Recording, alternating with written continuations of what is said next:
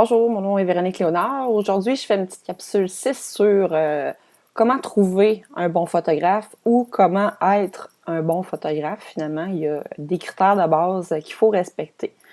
Ça peut être autant pour les mariages, ça peut être pour des séances photos en particulier. Donc, ça peut être pour les enfants, ça peut être pour des photos de famille.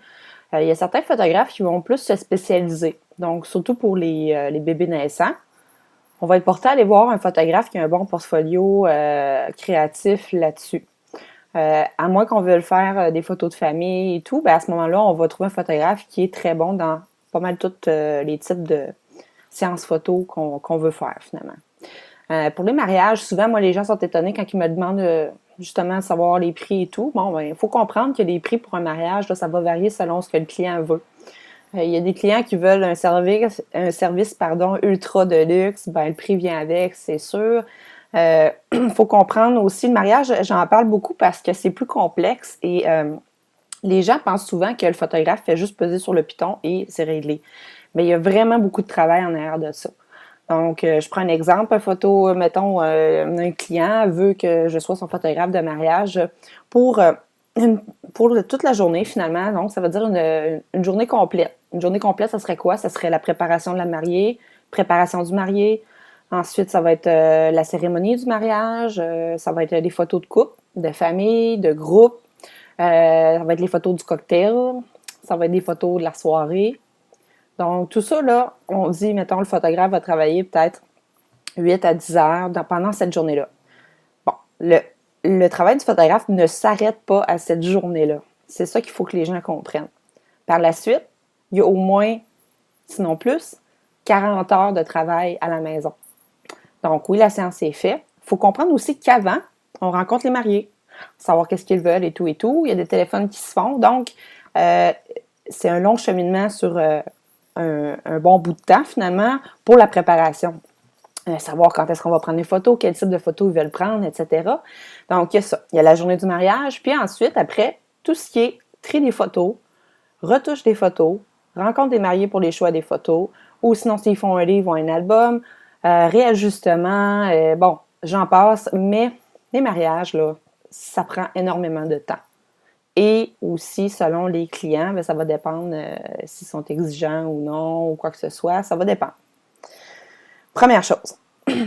Deuxième chose, quand on magasine un photographe, ou on veut être un bon photographe finalement, c'est des cues pour les deux sens, là. Quand on magasine un photographe, moi, on me demande, bon, Véronique, tes prix, etc. Bon, j'imagine que s'ils sont venus me voir, c'est parce qu'ils ont peut-être vu mon portfolio avant. En tout cas, je l'espère, là, parce que ça les a allumés ce qu'ils ont vu. Juste là en partant, quand vous allez magasiner un photographe de mariage, vous allez regarder la quantité versus la qualité des photos. Si toutes les photos où vous cliquez puis vous regardez, c'est wow, wow, wow, wow, wow, ah, magnifique, magnifique, magnifique, ben ça là, c'est de la qualité versus la quantité. S'il y en a une de bonne sur 10 que vous faites wow, ben la personne elle en met trop finalement. Ou si moins son travail, il est pas versus quantité-qualité, là, c'est pas équivalent. Là. Donc, ça, il faut se poser des questions. Ou sinon, s'il met juste ses bons coups, puis vous voyez pas, ben, on ne montrera jamais nos mauvais, c'est sûr, mais si vous voyez que l'ensemble du portfolio, ça se tient, à ce moment-là, bon, j'imagine que, justement, il y a des plus là, pour choisir ce photographe-là. Deuxième chose, vous allez choisir selon les prix. Dites-vous que si la personne a de l'expérience, c'est sûr qu'elle va charger un prix normal.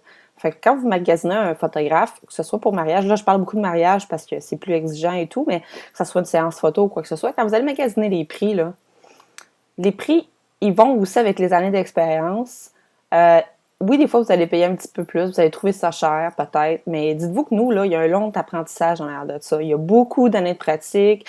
Quand vous allez venir, la différence, c'est que moi, je vais vous mettre à l'aise en 5 minutes, que la majorité de vos photos, vous allez partir, vous allez être hyper content. Puis quand vous allez les recevoir aussi, ils vont être excellentes. Donc, ça vient avec. C'est ça qu'il faut comprendre. Autre chose aussi, avec les années, bon, c'est ça, les prix et tout. Magasiner, essayez. Moi, quand quelqu'un me demande pour un mariage, je leur demande tout de suite, avez-vous magasiné? Avez-vous vérifié d'autres photographes, ce qu'ils font, ce qu'ils offrent, les prix qu'ils offrent? Je pourrais ne pas le dire et offrir tout de suite mes services, mais moi, je veux que le client soit au courant des prix qui sont sur le marché présentement, que ce soit pour un mariage ou pour une séance photo. C'est super important. Ça se fait pas un coup de tête non plus. Des photos, là, ça reste toute notre vie, fait qu'il faut magasiner ça. Dites-vous si la personne est avec vous, soit pendant une séance photo d'1 heure, ou sinon pour toute la journée de votre mariage, il faut que vous vous entendiez bien avec cette personne-là, il faut qu'elle vous fasse rire, il faut que vous l'aimez bien. Fait que souvent, ça va être même plus une question de personnalité et d'approche, mais aussi la qualité des photos, là, on s'entend. Donc ça, c'est des points importants que je voulais parler. Il y a beaucoup de gens qui vont tout le temps poser des questions. Moi, je suis comme vous, je suis sur les réseaux sociaux, sur Facebook, j'en vois passer des photos, là, puis il y a plein de photographes amateurs. Nous, comme photographes professionnels, c'est sûr, ça nous frustre parce que des fois, on se dit crime, la qualité est moindre, la quantité versus la qualité aussi. Les photos sont sombres, sont mal éclairées, il n'y a pas de contraste, il n'y a pas de punch et surtout, il n'y a pas de personnalité dans les photos.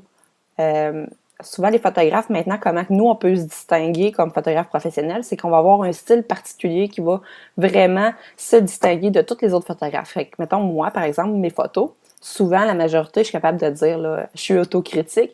Alors, moi, ça va être plus type vraiment spontané, naturel, dynamique, représentatif des gens.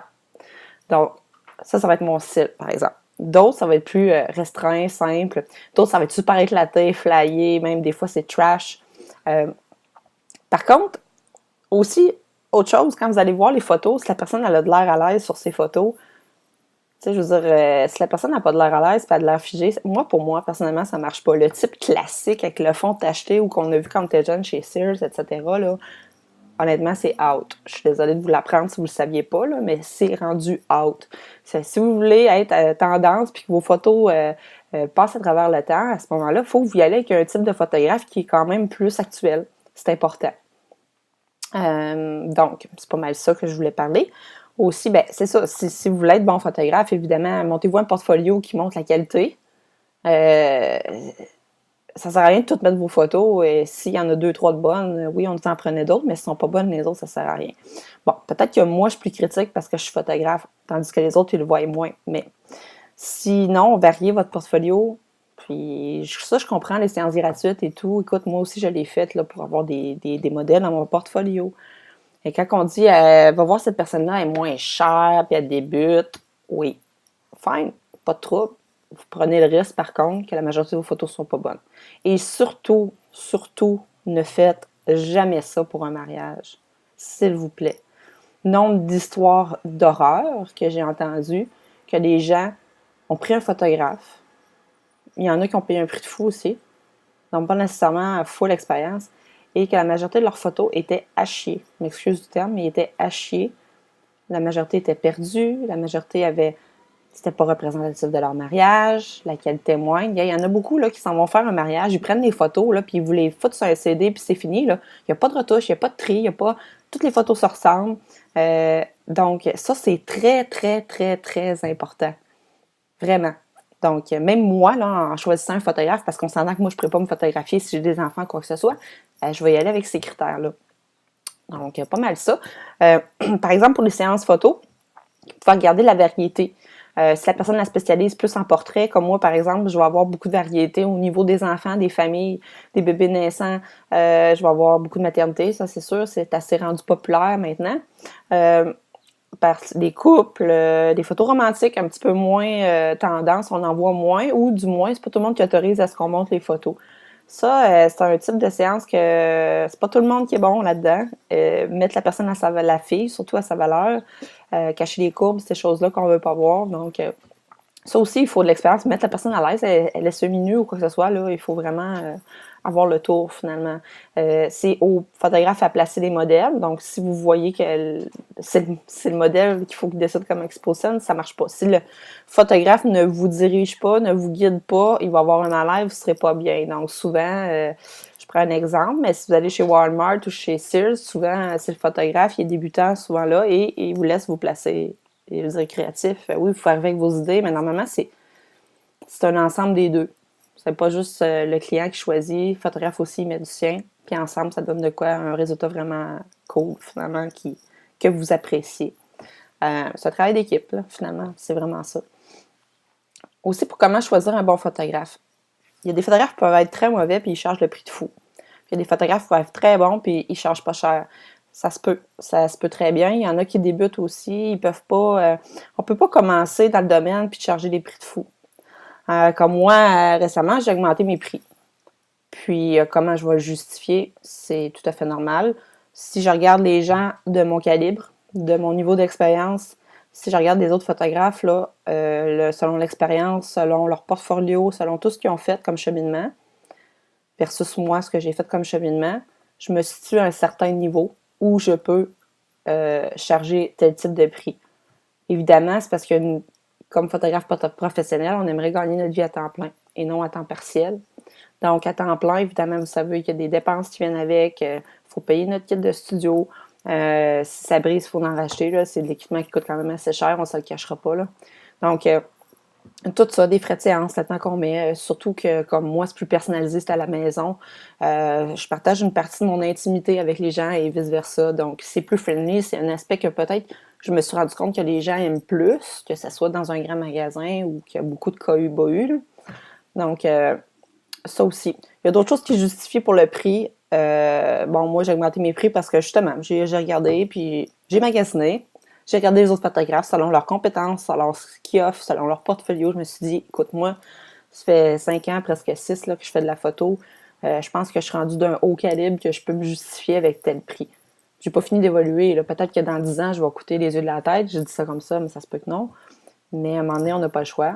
Et ça se justifie. Donc, c'est ça. C'est pas tout le temps évident d'augmenter nos prix aussi pour les clients. Mais les clients, je pense qu'ils peuvent comprendre qu'à un moment donné, bon, on veut gagner notre vie avec ça et c'est pas tant cher, hein, parce que la photo, là, dans le fond, là, c'est un luxe hein, pour tout le monde. Tout ce qui est domaine artistique, c'est un luxe. Si vous achetez un iPhone puis vous le changez 2 ans après, c'est un luxe. Ben, si vous faites des photos de famille puis vous en refaites 2, 3 ans après, c'est un luxe. Mais ça dépend des gens. Il y en a qui prennent pas beaucoup de photos dans la vie puis qui vont chez le photographe à la place pour avoir des bons souvenirs puis les accrocher sur leur mur.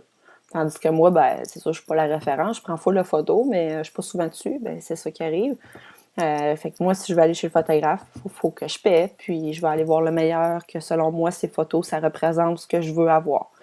Donc, c'est tout ça. Bon, je pense que ça donne une bonne idée aussi. Là. Des fois, les gens se demandent comment charger leur prix versus... on peut pas marquer non plus. Ça, c'est de quoi qui me frustre un petit peu. Je suis photographe, OK. Photographe professionnel, OK. Comme moi, regarde, j'ai un bac en design graphique. Je pourrais dire que je suis designer graphique ou technicien graphique ou infographiste. Regarde, ils sont tous payés le même prix sur le marché de toute façon. Là. Fait que ça change absolument rien. Fait que tu es photographe, oui. Tu peux être photographe amateur, oui. Tu peux être photographe débutant, oui. Tu peux être photographe professionnel. Tu peux être photographe avancé, on ne marquera jamais ça, là, mais si tu es amateur, s'il vous plaît, marque-le. Ça fait pas de surprise pour personne. Je sais qu'on veut pas le marquer, mais c'est ça. C'est pas pour voter la job des autres. C'est que moi, je me rends compte que quand j'épluche les réseaux sociaux, il y en a donc bien. Il y en a donc bien de photographes. Mais dans le fond, il y en a donc bien de mécaniciens. Puis il y en a donc bien d'agents immobiliers. Puis il y en a donc bien, ouais, c'est qui le meilleur? C'est qui représente ce que je fais? Là, impose le magasinage. Fait que ça fait un petit aperçu, là, comment être un bon photographe ou comment magasiner un bon photographe. Les mariages, je l'ai expliqué un petit peu parce que c'est très important. C'est très exigeant, c'est très stressant pour le photographe. Séance photo un peu moins parce que moi, je suis rendue très, très à l'aise, mais les photos de mariage, moi, je suis un petit peu moins à l'aise finalement au début parce que c'est la demande, les gens m'ont demandé d'en faire et j'ai exécuté. Il faut comprendre aussi que ça prend un équipement différent à l'extérieur qu'à l'intérieur. Donc, encore là, ben, il y a des frais qui viennent avec, hein, les déplacements et tout et tout. Donc, tout est justifié, inquiétez-vous pas, dans un travail, là, on s'en met pas plein les poches, là, on crève de faim pendant plusieurs années avant vraiment de gagner notre vie à faire ce qu'on aime. Donc, c'est la réalité, mais bref, je voulais que les gens soient au courant, sachent comment ça fonctionne. Donc, j'espère que ça vous a éclairé un petit peu, puis si vous cherchez un photographe, ben, je suis disponible. Sinon, ben, magasinez avant de venir me voir, c'est important. Puis peut-être qu'à ce moment-là, quand vous allez voir mes prix, ça va se justifier comparé aux autres ou quoi que ce soit. Donc, je vous souhaite une belle journée, puis je vous remercie de suivre mes capsules. À la prochaine.